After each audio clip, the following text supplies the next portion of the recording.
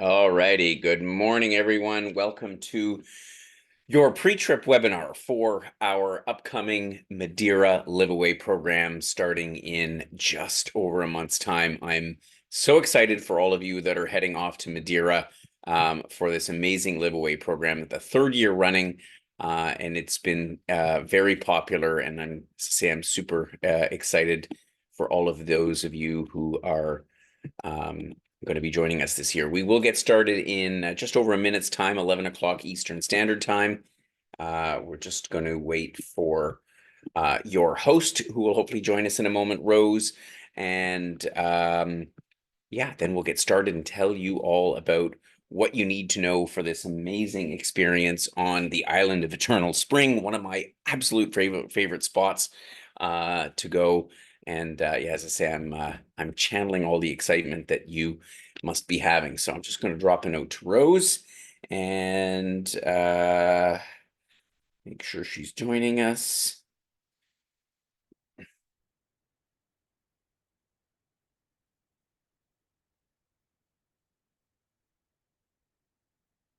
Okie dokie. Yeah. All right. So it is coming up. So we've got a bunch of members on. So I'll say welcome to Elizabeth and Pat and Stephen and Wendy and Bob. Thank you all for joining us this morning. I'm sure a bunch more will join in a minute. So we'll just give the others a minute or two to join us, and then we will we'll get started in letting you know all the information that you need for your upcoming liveaway in the beautiful island of Madeira. So yeah, I'm gonna get started.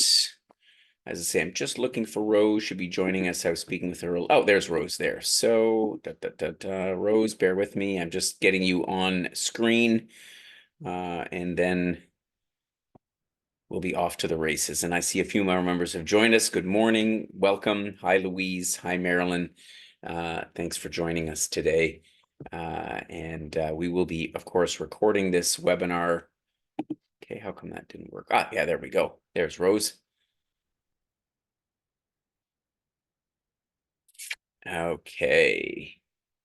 All right, Rose, we can see that you're there, but we can't see you yet. I'm a ghost. You're a ghost. Okay, good. All right. Well, we saw you this morning, so I know your camera works. Yeah. No, I'm here. I don't know why it's not showing me up as just a blob or something. Okay. All right. Well, not a problem. You're here in voice anyway, so that's what mostly matters. We've got a lovely picture to show of you anyway. So we're going to get started just after 11 o'clock Eastern time, 8 o'clock for those of you that are out on the West Coast, just like Rose. And we are going to be talking about our Liveaway program in Madeira this coming February and March. That you've all signed up for and must be getting very excited about. So, first of all, Happy New Year to everyone. I hope you had some great holidays and are excited about another amazing year of travel with us or your own travels or wherever you may be going this year.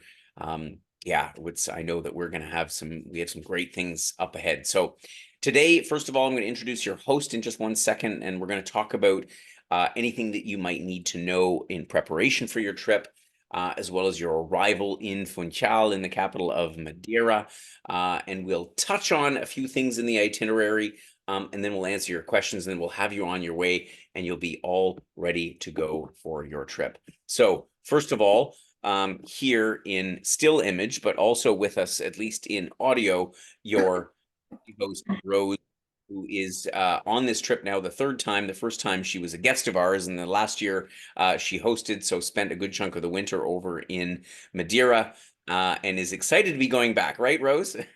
I am. I'm really excited. It's beautiful there. I really enjoy it.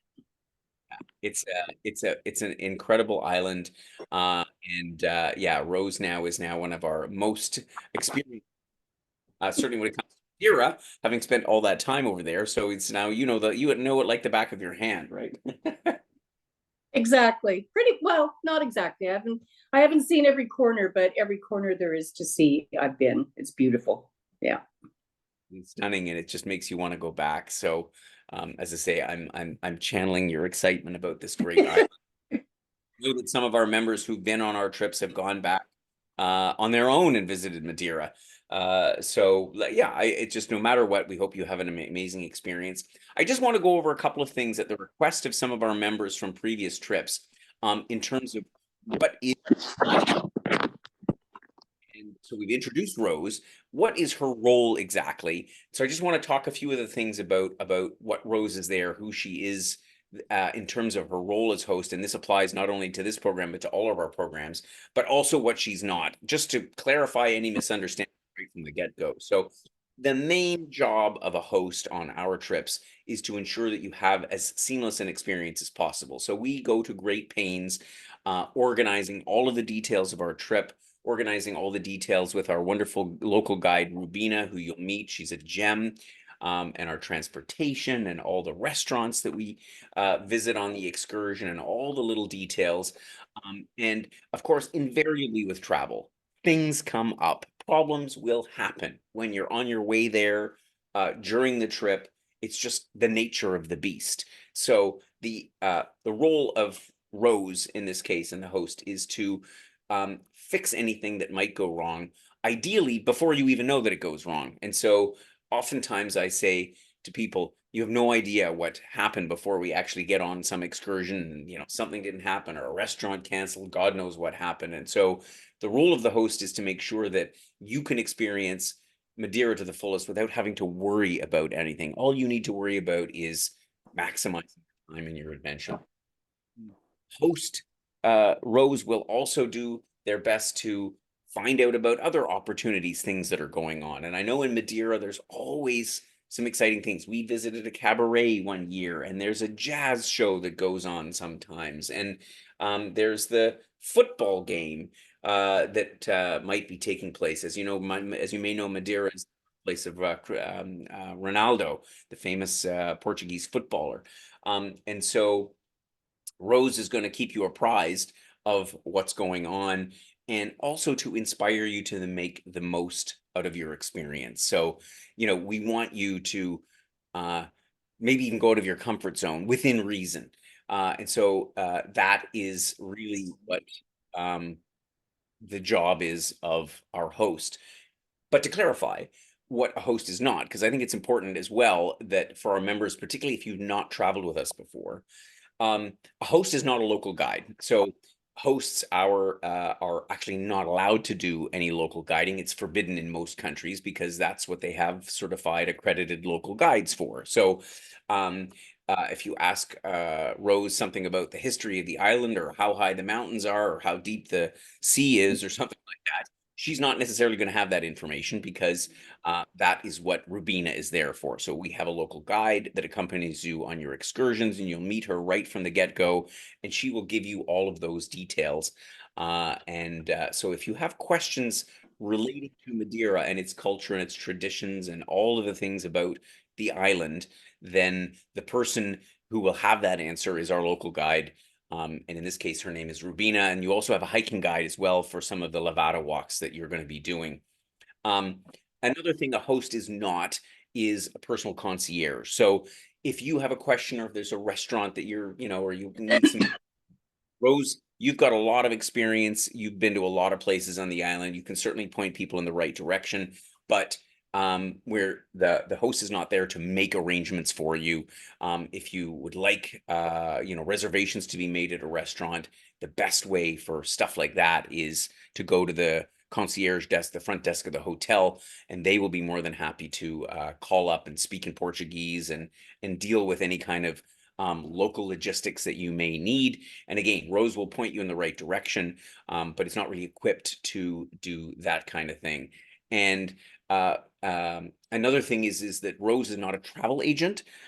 So in terms of any travel logistics relating to your trip there, or something else that you might want to do home, or anything about your booking with us, that is all dealt with by your trip specialist. So Paula or Barb or Aura, whoever you dealt with to get yourself on the trip. If you have questions about any of those things, then please do drop an email to that. You can certainly sort of ask a question to Rose, but any of the details relating to all of that needs to go back to our team, who are the ones that are responsible for all of the travel related sort of matters. And last but not least is, our host is, if you have a problem, a concern, by all means, bring it up to Rose, and she'll do what she can to sort of try to address it. But our hosts are not there to be like complaint desks. So if you really issue that you're unsatisfied with, if you're unhappy with, by all means, let Rose know, and she will certainly do what she can. But anything else that goes beyond that really needs to be brought to the attention of our team, of your trip specialists, so that it can come back to all of the amazing people that work these trips. They're the ones that have all the contacts and will do obviously everything in our power to make sure you have the best possible trip. But in the end of the day, your host Rose is there for the benefit of everybody on the trip, to make sure everybody has a great time and that the overall experience is seamless. So it's important to me that everybody understands exactly what the role of a host is, and I hope that that's clear for all of you. And if you have any questions about that, by all means, we're going to be addressing all questions at the end of the webinar. So I welcome any questions about that. Is there anything I missed about that, Rose? No, I don't think so. Okay, perfect. Then let's jump right into the preparation for the trip, just to give you a bit of information about what it is that you need to know, what you should for your trip. So obviously you need a passport to get there. If you stuck it in a drawer somewhere several months ago and you're not quite sure where it is, then it would be a good time to locate it, get it out. Don't necessarily move it, just make sure you know where it is. You don't need any visas, of course, for Madeira being part of Portugal and the EU. We don't have any COVID restrictions in place right now. So as long as you know where your passport is, you're pretty good to go. I would, by the same token, print a copy of your ticket that you would have received from us, or at least have it handy on your phone or your tablet. If you're bringing a device like that, I would make copies of your passport. God forbid anything should happen to it. We haven't had that happen that I can recall in the last few years. But this is one of those things that you really don't want to, if you happen to lose it, or happen to get damaged, or God forbid, or something like that, if you have a copy of it, it makes dealing with the situation one heck of a lot easier. One thing that you do need to bring, though, with you is a recent passport photo, 2 by 2 inches. And again, this is specified in the pre-trip information document. This is necessary for the Madeira bus pass. You are going to be located in an area of Funchal, which is called the Lido. And this is where all the hotels and condos and all the rest of it are located, which is just sort of to the west of Funchal. And they have a great shuttle bus system that goes into the old town and back, as well as visiting various parts along the Lido, where you can access restaurants and cafes and all kinds of different stuff. And so all that is included in the bus pass. But in order to get that, you need a photo. And it's a lot easier if you bring it with you. And the size, the dimensions for that, again, 2 by 2, it's mentioned in your pre-trip information document. Please make sure that you get that and hand it to Rose when you arrive, so that she can organize all of those passes for everybody when they arrive. But that's about it in terms of documents. And our slides got out of order here somehow. Let's talk about what to pack. And maybe, Rose, I mean, obviously you've done this trip now a couple of times. In terms of what is the optimal sort of stuff that you put in your suitcase to enjoy this trip to the max? I think waterproof shoes of any kind. If you're going to be hiking, you need grip, because it's not that it rains all the time, but it's very lush. And when you're walking the levadas, even the cobbled streets and stuff, they're slippery. So waterproof shoes, good grip, comfortable. And also you need to think about, it can get cold and it can get very, very hot. So there's extremes in weather. So, bring a warm sweater or a fleece jacket or something that'll keep you warm. I think those are the two things.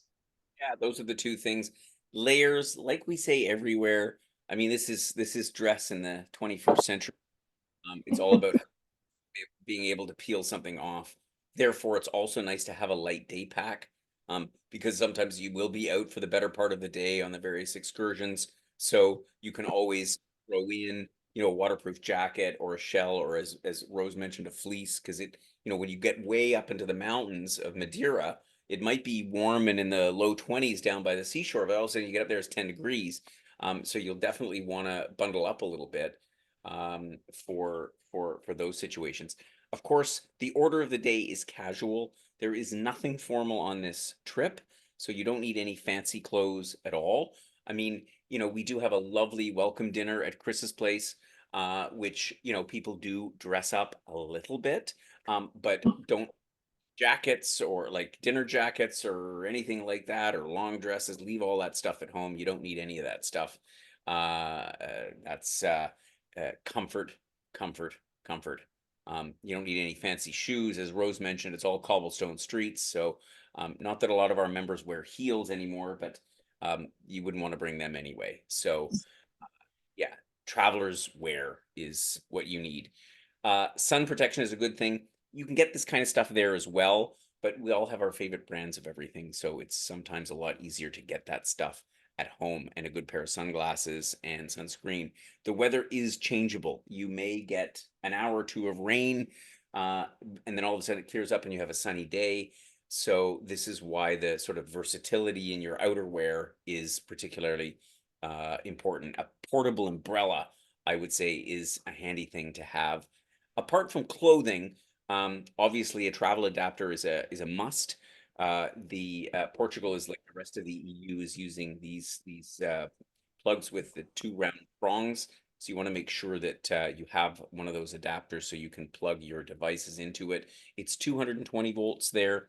So most of your electronic devices will be multi-voltage, so you won't have a problem with that. If you have anything where you're not sure, particularly devices that heat, like hair curling irons or hair dryers or stuff like that, some of those can be only one voltage, so you might want to double check that in case you need a voltage adapter.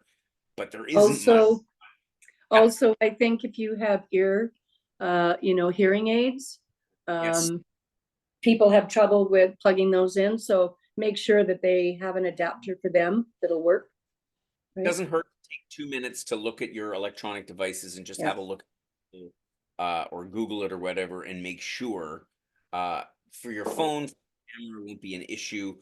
But if you have something else, take a look at the label, make sure that what the voltage is, and if it is 110 only, so what we have at home, you will want to pick up a voltage adapter, that is, that changes the voltage from 220 to 110.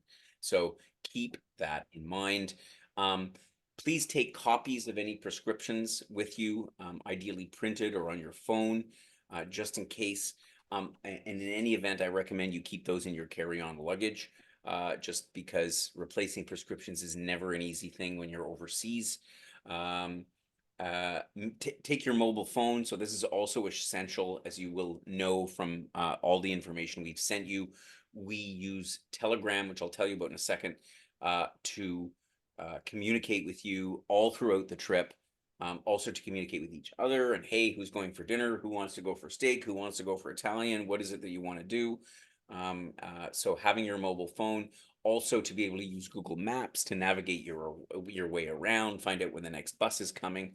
It's just super versatile. We're going to give you a SIM card so you have data while you're there. Um, so that's really important. One thing I wanted to mention, I'm just a welcome guests here in Thailand today. The SIM card that we give you, I know that in Canada still a lot of people use text message. So when you send a message to a phone number, when we give you a SIM card in Madeira, we take your SIM card out, so you cannot send text messages anymore, and you don't want to, because Rogers or Bell charge you like 16 bucks plus tax each day for the benefit of doing so. Um, but you might want to let people that you ordinarily would text with know that you're not going to be textable. You can use WhatsApp, Messenger, iMessage, Telegram, any other Skype, basically anything else on your phone except for the text messages will will work. So that's just something to keep in mind before coming on the trip.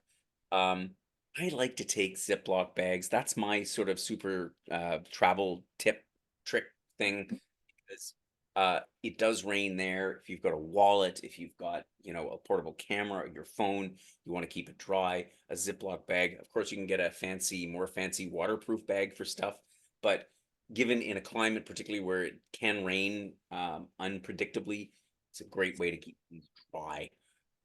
So yeah, I think that's about it. Have I covered pretty much everything, Rose, that you can think of? Yeah, I think so. I mean, one of the things is a comfortable hat. There is wind in Madeira, so you have to think about that. Your hat has to fit on your head and not fly off. Um, and people have, if we go kayaking, that's another thing, that you want a hat that isn't going to fly off. I was thinking about bathing suits, and I know a lot of people don't swim a lot, but really it's kind of a neat experience. They have different pools that are like in nature around the coastline, and if you want to take a dip one day, you need a bathing suit or shorts and a t-shirt that will work. It's a nice experience to try. So Yeah, a great point. There's also a pool at the hotel at the Golden Residence. there you Uh, go. there's also Black Sand Beach that is immediately to the west down below. And again, even if you don't swim, but I recommend, as Rose says, there's some great ocean pools that exist on different parts of the island. And the water it's not warm, not also Arctic cold either. It's usually around 15, 16 degrees, which I know for a lot of people is like, oh, that's too cold. But it's a neat experience to try jumping in the Atlantic Ocean. I always do it. I love it. And so I recommend you give it a try. So make sure you bring a bathing suit for that. So that's wise advice. Talking about wise, talking about money. In terms of currency, of course, they use the euro there. Um, People always ask, oh, should I go and get a bunch of euros at the bank? Well, Canadian banks aren't really great at dealing with foreign currency, to be perfectly blunt. And the exchange shops that you find at the airport charge ridiculous exchange rates. So I suggest the best way to get euros is from an ATM machine when you get there. That's the best way. If you happen to have a few left over, great, bring them along, but I wouldn't make a big effort to get them in Canada. Um, we do suggest the Wise card for no other reason than it is the most convenient thing invented for currency for travel, I think, since sliced bread. So I use it. All our hosts use it. We use it exclusively because it's just damn convenient. You can get one by clicking on the link that's in the pre-trip information document, and it works like a debit card. You can charge it up. You can keep different currencies on it. You can switch, and the exchange rates that you get will beat any bank going, bar none. So I think it's the best way to go. But you can, of course, use a Visa or MasterCard from home, and you can tap contactless just like at home, pretty much anywhere. So you actually don't need tons of cash. I don't know what your experience was, Rose. Did people find that they needed a lot of cash there? No, because we're taking care of all the tipping and that kind of thing. I think what you need cash for is if you want to buy a bottle of water, or, which can be done with the credit card. On occasion, we're in small towns where if you have a local that's selling something, you're not going to be able to use your card, but that's rare. And most times people have credit card access wherever we are. So, yeah. So we'll talk about Telegram for a second. We harp on this all the time. This is of communication at Wheel and Anchor, particularly for Liveaway trips like this. Please do download it onto your phone and bring it with you. Important to download it before you leave. There are settings on your phone related to your phone number that you might need. And then if you don't have that when you arrive, then it's all a bit of a pain in the neck. If you are somebody that's like, oh, I'm not tech savvy, I'm not good with these apps, hand it to your, son or grandson or granddaughter or whatever. They will be able to set it up and have it going for you in about a minute, if it takes that long. So, but this is the tool. It works exactly like WhatsApp or Facebook Messenger or iMessage. Like, they all work pretty much the same. Rose will send messages out every day, letting you know what you need to know about the program for the following day, or any changes or anything at all that needs to be communicated. There'll be a group on there for you to communicate with the other members about, hey, you know, I'm going to take a walk down the promenade today. Who wants to come, or who wants to go for dinner, or who wants to go to see the jazz show? So it's just super, super convenient to have you be connected to everybody else, and most importantly, to your host, Rose. That's what Telegram is for. So we ask that you please get that set up before you leave Canada. Let's talk about health protocols very briefly. Two things. One, our trips are non-smoking, which means only that, you know, if you're a smoker, by all means smoke, but please don't do it on while on any of our excursions or together with the other members, just out of respect, because the vast majority of our members are non-smokers. So just do keep that in mind. More importantly is if you happen to get sick, or if you show any symptoms during the trip. So if you develop a cough or a sneeze or whatever it happens to be, please bring a mask with you. So that would be another thing to pack. You can buy them at pharmacies there. Of course, they're everywhere in the world now. But out of respect for your fellow members, we all read the news about COVID spreading around and all the rest of it. And I'm confident that nothing bad is going to happen. But at the same time, you know the feeling if you've ridden a bus, or, you know, even on the plane, and, you know, the person sitting next to you is hacking up a lung. It's just not a pleasant experience when you don't know what they've got. So we would just like to be responsible citizens, responsible members to one another. So if you feel ill, let Rose know, and wear a mask. And that's just much appreciated. Respectful. I just want to say, Gord, something about Telegram.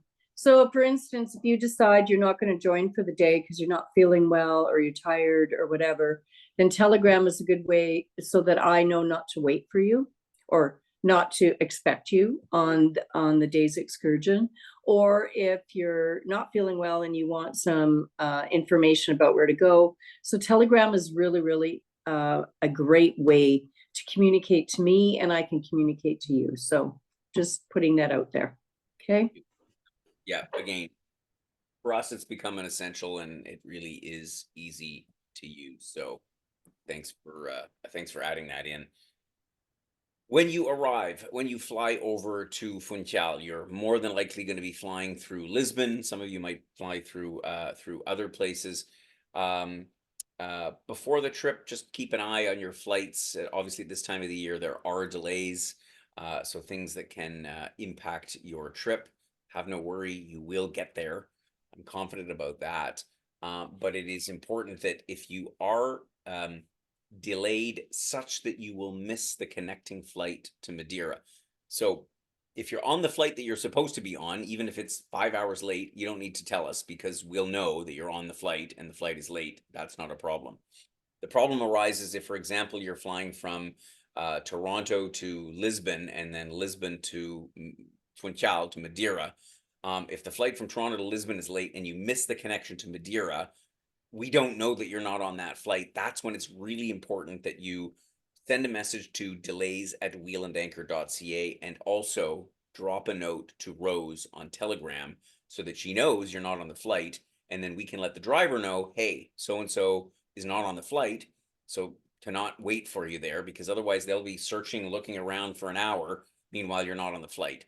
Not to mention that if you then show up on the next flight and we don't know about it, then there's not going to be anybody there waiting for you. So this is really important that you make note of the email address and Telegram Rose if you are not going to be on the flight that you are supposed to be on.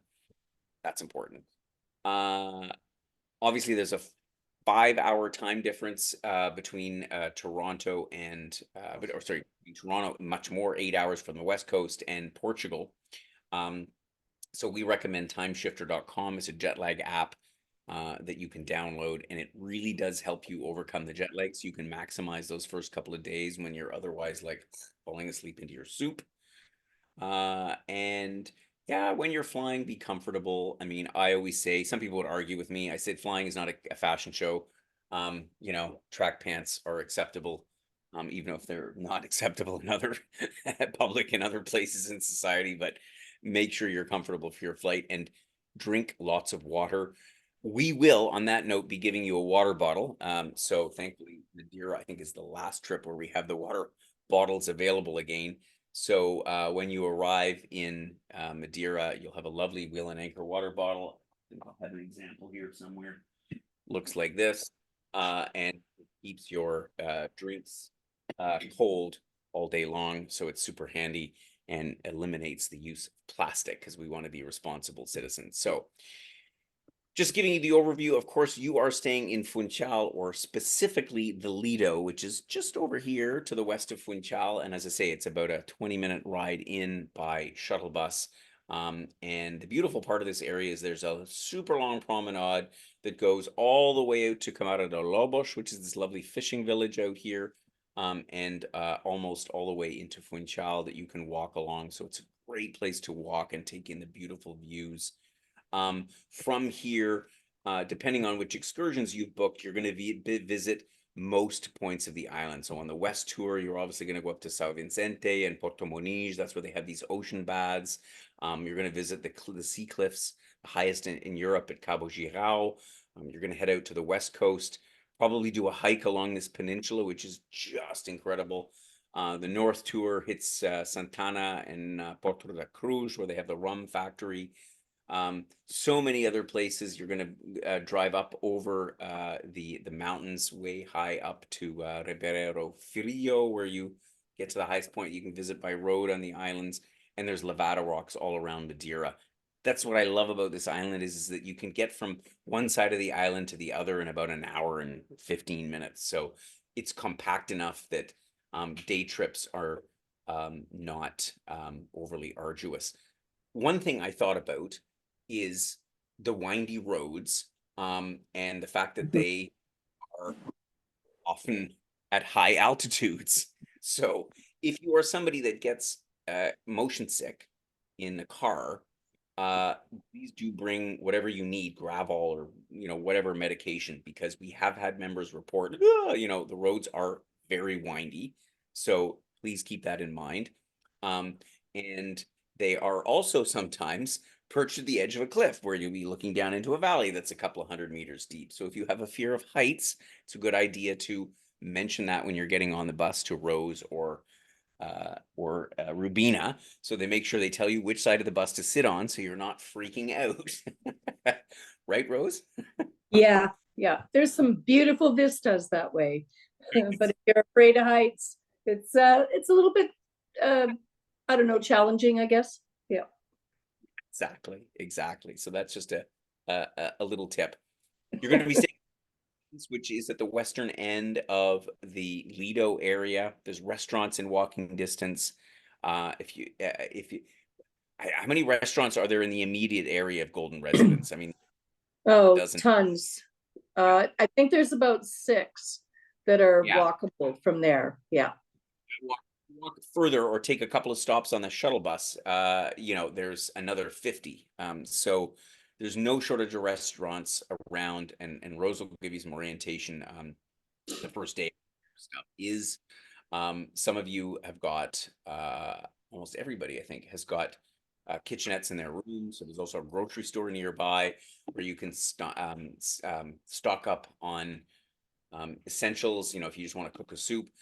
Our excursions, for the most part, include lunch. The lunches are sumptuous. So if you've had lunch, you probably aren't going to have dinner. So wouldn't you say that's the case, Rose? Oh my goodness, you never run out of food in this country. The portions are usually very big. For me, anyways, they're very big, and there's lots and lots of food. I never eat dinner if we're eating out on a late lunch on an excursion. There's no room left. No room left, exactly. But there's a little kitchenette there for those that have booked that, other than the hotel rooms, where you can warm something up, and there's a grocery store nearby. You will have selected all of your activities and gotten confirmation of the different excursions. So, as I mentioned, there's a number of different great tours that will, by and large, go up into the mountains, out to the east. As I said, along this the oldest chain of mountains that exists on the islands, out to the west, up to Porto Moniz and the Ocean Baths. You're going to see culture. You're going to see lush hillsides. You're going to see wine. Not only do they produce the famous Madeira wine, but traditional table wines they produce there. So you're going to taste some amazing stuff and honey, and all kinds of amazing things. So the one thing that I want to mention about the excursions, obviously, once you book them, they are set in stone because we organize the transport, the guides, the lunches, and all the rest of it. It's all done and dusted at this point. So um, please do participate in the excursions that you've booked, because we cannot refund them if you have to cancel. So if you're not feeling well, you can't go. Sorry, but we've already paid for everything. So they are non-refundable, other than in really really extreme circumstances. Or if Rose feels that a trip that you've selected isn't suitable for you for, for whatever reason, like mobility, then, that may be a different story. But otherwise, um, because again of all the logistics associated with that, things are pretty much set in stone. So keep that in mind. If you missed out on an excursion, because this does happen, where it's like, oh, I heard from so and so that this was a great trip. Can I go? You can ask Rose. She'll see if she can get you on the trip, but it's subject to availability, because again, we do right size the groups so that we have a nice group of usually 10 to 12 people on each excursion. And so we either can't, because of the size of the vehicle or the restaurant reservations or whatever, we can't make a lot of changes to those. So please do keep that in mind with the excursions. Bob asked the questions, when do we get our confirmation for our excursions? Okay, so I will double check on that, because if you have not gotten them already, then they will probably be out imminently. As you may be aware, our office was closed for an extra week this year because the team was worked so hard last year that I wanted them to take an extra week off. So I will double check on that, and I'll make sure that an email gets sent out to you within the next 48 hours confirming when you will have confirmation for all of your excursions. So I'm sure that's in the works. Normally it would have been out to you by now, but because of the holidays, it may have gotten a bit delayed. So my apologies for that. But as I say, I will make sure that everybody is informed when those excursions are coming out. So that if there's something that you want to add, or if there's a mistake in what you've selected, then you can let us know and we can correct that. Yeah, lots of great activities. And then there'll be things that Rose will suggest that you can do also on your own. Again, with this bus pass, you can get around at least the greater Funchal area, but you can get actually to a lot of points on the island using public transit, or you get a couple of people together and you hire a taxi. It's not so bad, because there's so many great things on the island. Is there anything else that we want to say about the excursions in general, Rose, based on your experience from last year? I think the only time it's iffy, I mean, we were at this garden last year and it was torrential downpour. So it did brighten up and it got sunny and it stopped raining. But those are the kind of things you have to be prepared for. And you have to go out of your comfort zone a bit. Like this particular garden is stunning and it's almost on the top of the mountains. So we might take a gondola to get there, or we're going, we're in a local bus, and we're sliding up and down the hill. It's adventuresome. So I think it's be prepared to be a little out of your comfort zone. Exactly. And this is, we're not going to do anything unsafe. But obviously Mother Nature is a little bit unpredictable. So, being prepared. And again, Rose will remind you probably more times than not. And, yeah, so be prepared for anything. We have a question here about, if I haven't picked excursions but might be interested, if there's room, will I receive the list? So you should have received your excursion list already some time ago to pick the excursions. So I'm going to follow up on that with our operations team and make sure that all the excursions have been out, and the forms and all the rest of it, and everybody's got. So I will make sure that a message goes out to everybody with the status of that. so that if there is anything that you still want to do, you can arrange that. So thank you for bringing that to my attention, because as I say, our office just opened today, a couple of hours ago for the first time. So we're still in catch-up mode a little bit, but we'll catch up very quickly. Yeah, lots of other excursions to choose from, to enjoy here. And as I say, you might see something on here that catches your attention that you didn't sort of realize about. But I'll make sure that again that excursion list and everything gets out to you if you haven't already filled it in. And yeah, so that as I say, there's lots of different things to choose from on there. Good. And Porto Santo is obviously our overnight excursion that takes place towards the end of the trip. And I think Porto Santo was a real hit, was it not, Rose? It's stunning. The beaches, I think, are 11. This beach is 11 kilometers long. The water is warm. It's sunny. It's a very small island, but it's full of history and quaint and good food, of course. Yeah, no, it's a big hit. We take a ferry to get there and to come back, and it's a pleasant journey. So yeah, it's fun. Exactly. So this is the last chance to ask any questions. I see more that have come in, and I'll address these in a second. Yeah. So if you have a question that is not get answered today, please drop an email to Paula, Barb, Aura, whoever you booked with. Question answered for you, so that yeah, you're well prepared for the trip. But I'll take the last questions for now for everybody's benefit. Elizabeth asked about the Wise card. Do you need to load euros on the card? So here's the thing: you don't need to. You load the card with Canadian dollars, so you can do that by Interac e-transfer or a wire transfer. But I think for most people, the Interac e-transfer is the easiest way to load funds on the card. You could use a credit card as well, but then they charge you the merchant fee, so that doesn't make a lot of sense. Once you have Canadian dollars on the card, you could just leave them in Canadian dollars, because when you go to withdraw euros or pesos or rupees or whatever currency it happens to be, it will automatically convert them at the best rate of that day. You can proactively, on the card, change it from dollars into euros, but you don't have to, because Wise will do it automatically for you. So you can literally just put Canadian dollars on the card and just leave it as that. Or you can sort of move it around depending on if you're paying something in different currency, but that's not necessary. So it's really completely up to you. You can just leave Canadian dollars. Dara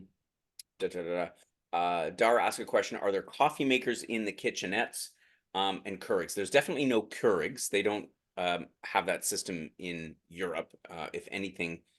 Rose, do you recall what? I'm sure there's a. I shouldn't say that. Rose, do you recall what is in the?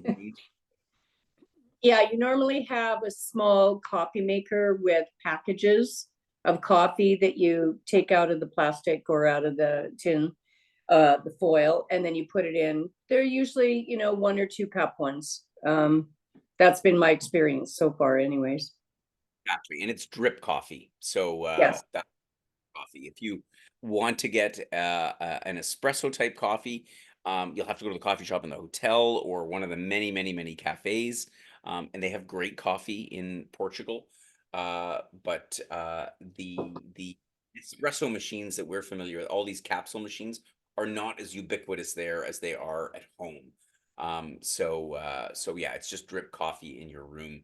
And but other types of coffee you can get at one of the many, and coffee's relatively cheap there compared to what Yes. these days at home in Canada for a good cup of coffee. Nancy asked a customary tip for the airport transfer. The tip for the airport transfer, because we're not there to settle that gratuity, is optional. The transfer is the tip is not required, but if you feel like the driver was super nice and was helpful with your luggage or whatever, you could leave them a couple of euros. They're grateful for anything. This isn't the type of tipping culture like in North America, where everybody's expecting 15%. It's not the case. anything that is given is appreciated. So there is no customary tip. I say if you gave them a couple of euros, they would be thrilled. So that's about it. And if you don't have euros, if you only have dollars, I mean, you know, a tip is a tip, and I think people appreciate just about any currency. Fiona asked, did I see in my documentation that breakfast is included in the hotel? Yes, breakfast is included in your hotel. They have a wonderful buffet breakfast every day. So you can enjoy that. And yeah, that's one less thing to worry about. Bob asked if Rose knows whether pickleball is played on the island, and if so, near. I'm sorry, Bob. I don't believe it is. Now it's really popular all over Canada. So maybe since last year, somebody's brought it to Madeira, but I didn't see any pickleball courts or people carrying rackets when I was there the Yeah. last 2 years. Yeah. Pickleball is a North American phenomenon. In Europe, play a game called paddle, which is similar but different. I am not an expert on either, but I know that there is a worldwide explosion of these two games, and pickleball seems to be taking over North America, but in Europe and in Asia, they are playing more paddle. So my sense is if there was that, and there probably is, it's probably paddle.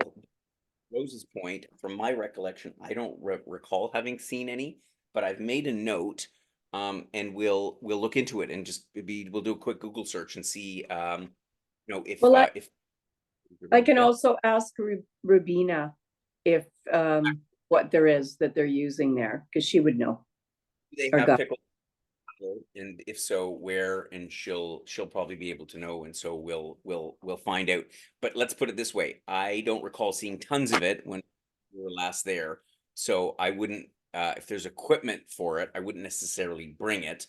And then if it is available, we'll find out. So make sure when you get there, you'll know that you can go and play that game. That's a great question. Thank you for that. Good. I think I've covered all the questions that have come in here. As I say, important every day for excursions that you keep an eye on Telegram, particularly in the evening, sometime around dinner time. I guess Rose is when you will send out the messages to members about what's happening the next day. And so if you look at it dinner and if you look at it in the morning, then you should be covered on anything that you need to know. You know, you don't need to stare at it sort of all day long. But do keep it on. I would turn the notifications on as well, so that yeah,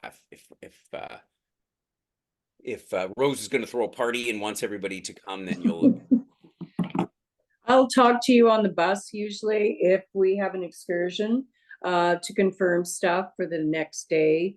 I usually notify everyone before 9 o'clock in the evening because I know some of us are early sleepers, or first thing in the morning if there's a change. Because sometimes the weather changes and we're not going to do whatever trip because it's not, the water isn't safe or whatever. So just keep an eye on your phone and make sure that you check Telegram every once in a while through the day and you'll find out. Definitely. So thank you for joining us for the webinar today. I'm excited for you for your visit to Madeira. You're going to have a grand time. It's a great island. And I will get back to you, or I'll have one of my colleagues get back to you about the excursions as soon as possible. I will endeavor to make sure that you have something in your box by Wednesday at the latest, so you know what's going on, and that any changes, requests, or anything like that can be made before you head off to Madeira. So, Yay! yay. Soon you'll be there. Soon you'll be out of the wintry weather and into the beautiful island of eternal spring. And I look forward to seeing you all on an upcoming webinar or on a trip somewhere. Perhaps you'll be joining me as well. And thank you. And thanks for being part of Wheel and Anchor and for traveling with us. So see you all very soon. Bye. Bye.